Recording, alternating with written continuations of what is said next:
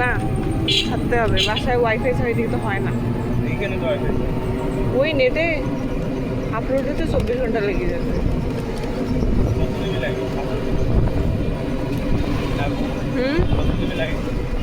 এক এক সময় এক এক রকম, 4, 8, 12, মানে ভিডিও টাইম আর কোয়ালিটির উপর ডিপেন্ড।